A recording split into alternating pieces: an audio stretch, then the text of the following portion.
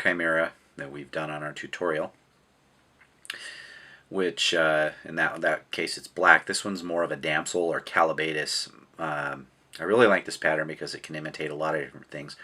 I'll also fish it in rivers for a stonefly or anything else. It's a good imitative pattern, kind of like a hare's ear, but it's got some good characteristics to it. So we're going to start off with our hook and a bead.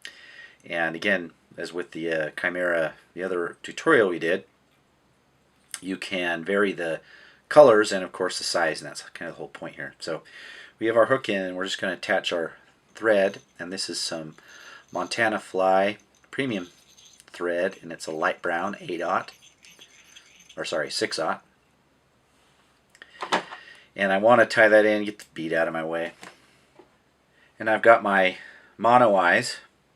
I just burned some 25-pound mono, and I want to attach these behind the eye.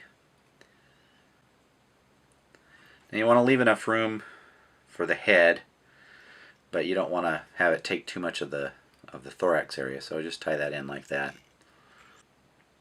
And then once we have that tied, we're going to pull the bead forward and just tuck the thread in right behind it, and then build up a little bit of thread behind that bead. Now with any nymph pattern, or any pattern that's going to have multiple parts, you typically want to tie them in so that you're not tying everything in right at the bottom here. So for the tail, this is actually one of our favorite tail, leg, and winging materials. It's a Whiting Coq de Leon hen, and this is a brown speckled color. This is great stuff. It's perfect for tails on nymphs, leeches, buggers, that sort of thing. So I'm just going to take 5 or 6 fibers here,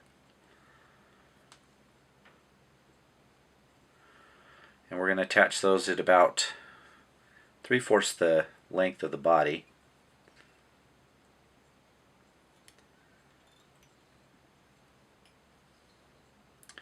So about like that.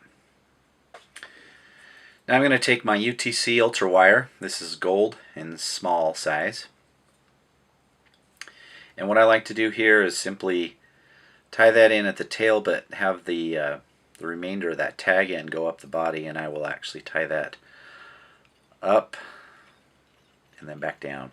Okay, now the thing that's going to be the back and the thorax, the shell back here, is going to be some Montana Skinny Skin in a mottled gold. And I'm going to use 2 different widths. For the body, it's going to be a width that's just about the width of the bead. And then the one that will go over the thorax and the bead itself is going to be about 1.5 times the width of the bead. And that'll make it cover the areas that we need it to. So we just tie that in right at the back. I usually taper that.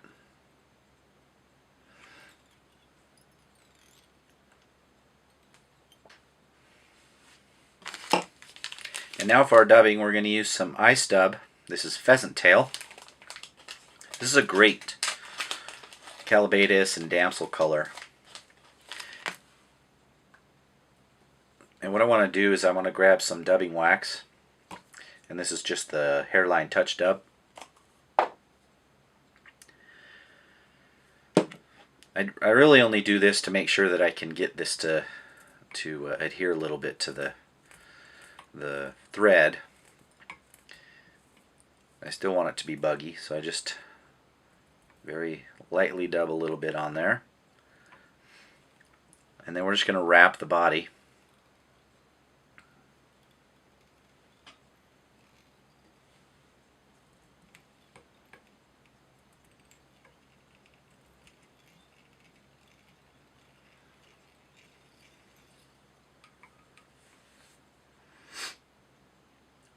Okay, we'll go back to the thorax, and I'm going to grab the skinny skin and pull that tight over the top into the thorax area, and then you want to come down directly on top of that. You want to be careful that your thread is not making it torque and turn away from you.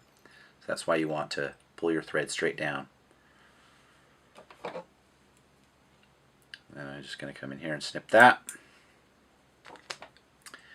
Now the wire, we'll segment it And all same thing with the wire. You don't want to pull so much away from you as you do wrap it away and then pull it straight down. And we're just going to rib that up. Okay, now that we've got the body ribbed, tie that off.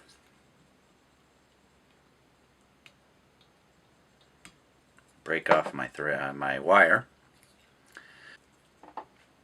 So for the shell back, like I said, we're going to use some, for the thorax, wing case, whatever, we're going to use some skinny skin and some medium holographic tinsel.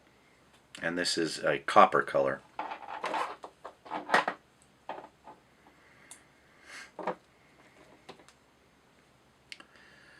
So I tie that tinsel in first. Then the skinny skin over the top.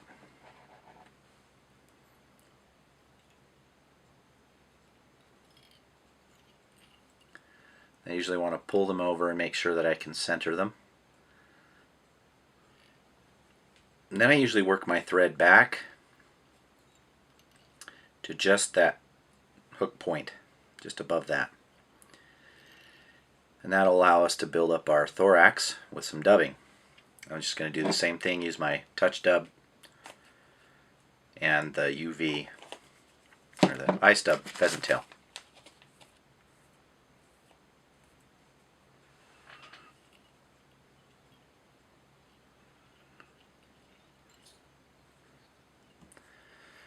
Okay, now that I've got the body or the thorax dubbed, I want to take a few more wraps of dubbing in front of the bead, so I'm going to move my thread in front and lock it right down in there in between the bead and the eyes. And just take a little tiny bit of dubbing, and we're going to do one figure eight.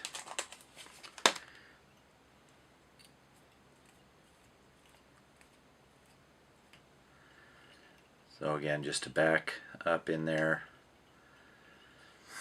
just so we throw some dubbing on those eyes. And now we pull the thin skin, or the skinny skin, over and pull that tight, tie it off. And I'm going to do the same with the holographic tinsel, centering it.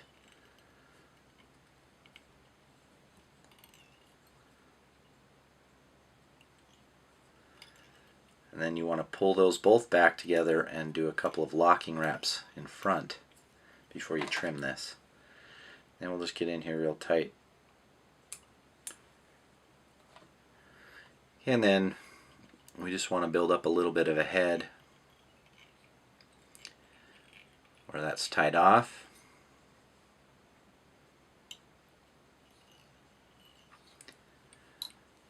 And then we'll whip finish.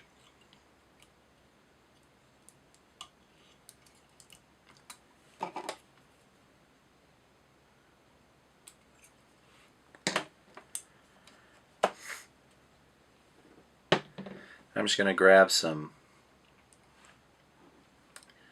this is Clear Cure Goo Hydro. You can use the Loon Thin or this, they'll both work the same. And just dab that on the top and cure it. Yeah, one last thing I like to do with this is I'll take my dubbing brush. This is an ultimate dubbing brush. I'm just going to take the small side and brush these fibers out a bit. And there we go. That's our finished Damsel / Callibaetis Chimera.